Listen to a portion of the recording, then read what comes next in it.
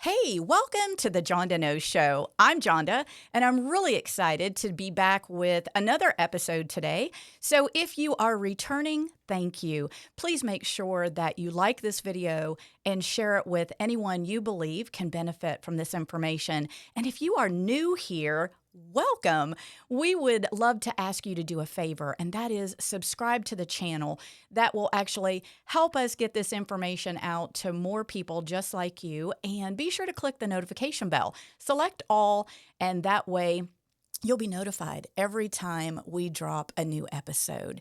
So today I am really excited to have with me Axel Meierhoefer. Axel is the CEO of the Ideal Wealth Grower. Now, Axel, I don't want to steal your thunder, so tell us a little bit about yourself. Yeah, I'm originally from Germany, still have a little bit of an accent, I think. Came to the US as part of an exchange with the German US Air Force, and then spent about 6 years with the US Air Force. And as I got to the end of my flying career, you have basically to make a choice. I always said, you can either switch to flying a desk or get out. So I decided to get out and was recruited initially into a software company. Did that for about 5 years and then started my own business. And when I did that, the question arose, what do you do for retirement when you are basically a business owner?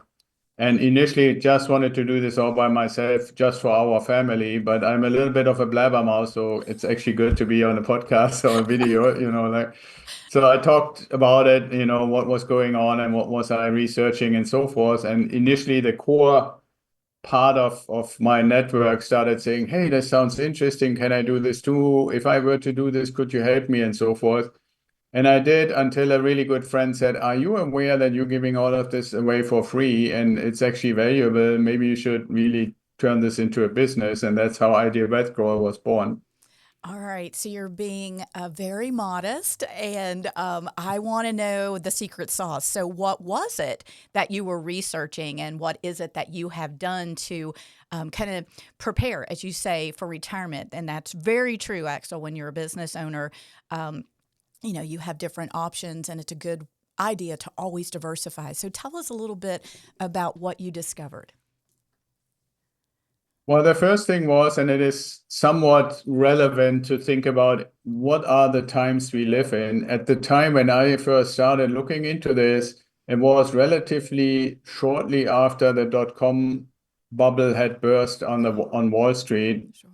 And even though I wasn't massively affected, it was everywhere. I don't know if you remember, but Oh, it I was remember it well. basically, you know, well, in the sense, I mean, like from a media perspective, people were basically saying, look at what happened to people who invested in stocks. Now, I also have to say, if you think how long ago this is, I wasn't an avid investor or stuff like that. So at the time when I heard everybody say, well, stocks is maybe not the place to be in, the question was, okay, what else could I do? Mm-hmm. And I started looking around, and instead of just poking in the fork, I thought, what do other successful people do? And, successful, whether they were like actors or celebrities or successful business owners and stuff, you can pretty much even today go and try to look what do they do. Almost everybody has in some way, shape, or form real estate in their portfolio. Yes. So then for me, I was like, oh, okay, cool, real estate. And I've by then through the military career, we've moved a lot and stuff. So we have lived for rent or own houses and stuff quite a bit. I thought, okay, that's cool. I start looking around. We were living in the Santa Barbara area and very quickly found out, holy moly, there's no way that if I take my spreadsheet and plug in the numbers, that this works. I must be doing something wrong. So then I got like at the time CDs and programs and training and stuff. And it turned out, no, math is actually math. It's not different by location. So I didn't really do it wrong. It was just that area that we lived in, there was just no good ratio between the value or the price of the houses Mm-hmm. and how much rent we could get. So I'm like, okay, is that everywhere the case? Because if it were, then how is it that all these successful people own real estate? And this is basically in a nutshell how it started. I found out that there's such a thing called a turnkey provider. Okay. And what that means is basically, and this is my description, they would probably not do it that way, but I always say what they specialize in is they find an ugly duckling in a great neighborhood. They try to buy it for as cheap as possible. Mm-hmm. Then they have a team of contractors, basically, either internal or external, who takes that ugly duckling and turns it into a beautiful swan. Then the marketing and sales department of that same company is gonna either put it on Zillow or something like that, or they have a network. Like in my case, I'm a member of a network of turnkey providers, and whenever they have a property about to be finished, they notify their network and say, hey, 123 Main Street in Columbus, Ohio, is going to be available for X amount. And you can offer it, either I can buy it myself or offer it to our community. So, and then here comes the most important, or not most, but one of the more important aspects is to say, okay, so now they did this one, they put it on the market, I can buy it, but then I'm 1,500 miles away. How is that going to work? And so this is why it's called turnkey provider. That same organization that found it, renovated it, put it on the market is also going to manage it. Right. And so you have basically the local management taking care of the property you just bought. And what that means from how do I handle my investment? It basically means once a month I call that organization for a half an hour call to ask how are my properties doing. I see. So it Right. sounds And I've like started out with one and then more and more and more, So it sounds like from what I'm hearing is that you are actually owning and then getting a stream of income from the rent. Because I know there's obviously various ways that you can incorporate real estate into a financial plan. But did I understand correctly? So you are in ownership and somewhat, I guess, of a landlord, which some people, shy away from. But it sounds like your program kind of checks off the boxes of all the concerns that some people might have about owning real estate, especially, like you say, if it's several hundred miles away from where they live. Yeah. Well, number one, you're right. I'm on the people that come into our Idea Wealth Grower program. We are owners of the property outright or together with the bank. And the thinking behind that is I have always advocated to have full control over the asset. Now, the other point you made, Jonda, about landlord, I think that term is a little bit tainted. Yeah. Because the way you just applied it would be true if you live somewhere and you buy a house, a house down the street, and you manage it yourself, and you have to find the tenant, and you have to get up when they have a maintenance call and stuff like that. That would be a little bit what I would say landlord. But as I mentioned, that's not what we do. We are really owner investors, and the landlording, so to speak, that's what property management is doing. That sounds So wonderful. we don't look, they find tenants, and we obviously, as the owner of the asset, we approve if we want tenant A or tenant B applicant. That's But excellent. we basically outsource this, what most people consider landlording, to a professional property management company. Right. And for one, they do it professionally. And number two, I don't have to spend time with them. I spend half an hour a month Right. per management company. So, if I may ask, and I don't mean to put you on the spot, but I'm truly curious. If I were to ask you, if I come to you, I'm interested in doing this type of alternative strategy. What might I expect my return on investment to be, just on average? Because I'm sure Well, obviously there's a fee yeah, for the property management services and the whole, I'm just going to call it a wrap yeah. program. That's probably not the right term, but everything's kind of rolled up into one. So what might someone that come to you, what might they expect as just an average return on their investment in owning real estate in this fashion? Yeah, so I want to answer this in two quick steps. So when somebody comes to us, what I obviously like to see the most, especially when they don't have a lot of experience yet, that they enroll into our mentoring program that comes with a fee. I just want to make that clear to Sure, everybody, right? sure. And that's a 1-year program, and we take you by the hand and put all the things in place that you need, not just for the investment, but also the corporate structure and banking and all that other stuff. Wonderful. That's one part. But then the other answer is, as far as how much can I expect? If we take everything together, our goal is to make 20%. Is that a And is that a most year people over are, year goal? As long as you own the property, is that what you're looking for?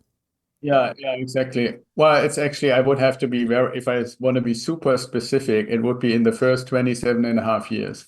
Okay. Well, So, that's fair. That's pretty long. you could own it longer than that. But the reason, if you allow me just real quick, what most people don't necessarily see is that you have a bunch of different sources for these 20%.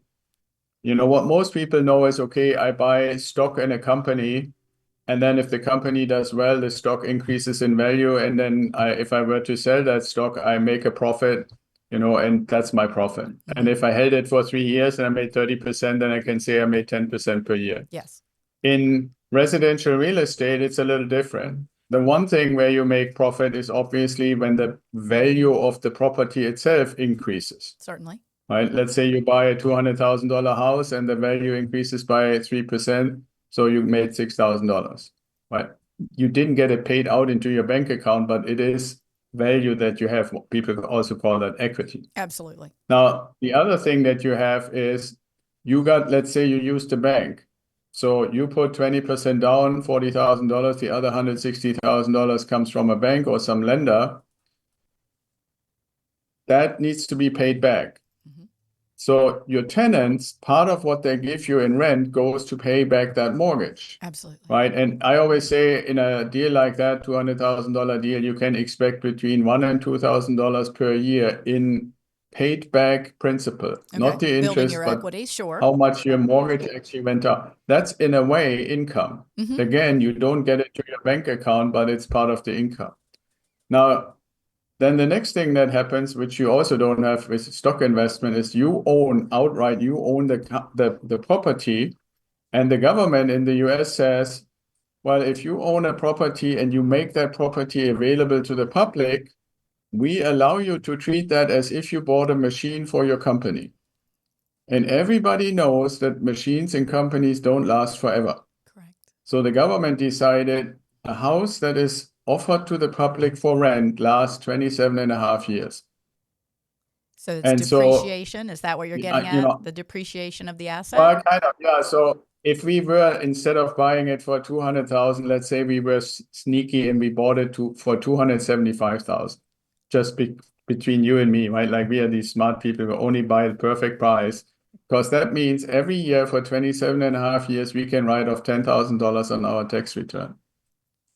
So if you go and say, okay, my taxes is 25%, you write off $10,000, you made another $2,500 every year. Understood. Right? So now, and then obviously we want to hope, that's called positive cash flow, that after we paid for everything, including the mortgage, that there's still, let's say, $200 a month at the very beginning as positive cash flow. That's another $2,400 per year. So now when you actually really go and say, let me look at this deal, how can Axel say we make 20%? Well, you gave me, not me, but you gave the seller $40,000. Right? And you made $6,000 on the appreciation of the property. You made $2,000 on the down payment, let's say, for the mortgage, so that's $8,000. Then you made $2,400 for the rental income, and you made $2,500 for the tax write-off, so let's just call that $5,000, right? So that's $13,000 on your $40,000. I'm following. That's well more than 20. Yeah.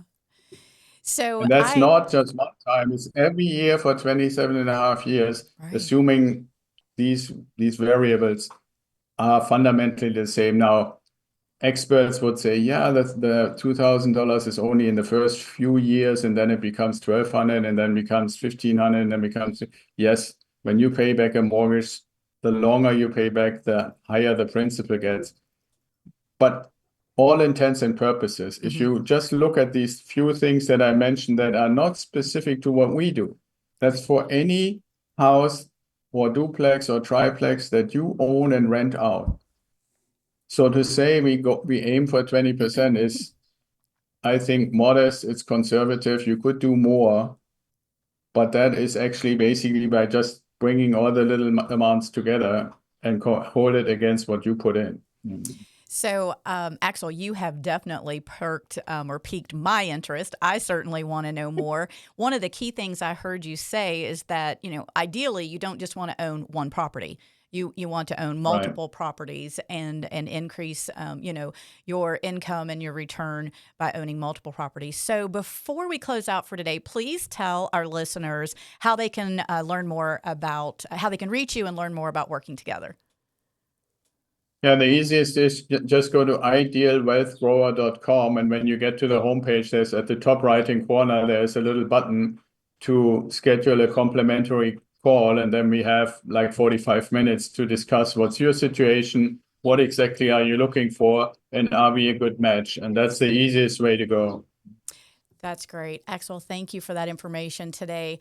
Guys, listen, we are currently in very volatile markets in the United States, stock markets, that is, as our country goes through a transition. And at Jonda Knows, one of the things that we are just happy to report is that none of our clients have lost any money in the current market volatility. And if you would like to know more about how we manage money and how we're able to do that for our clients, please visit us at JondaKnows.com. That's all we have for you today, and I'll see you in the next one.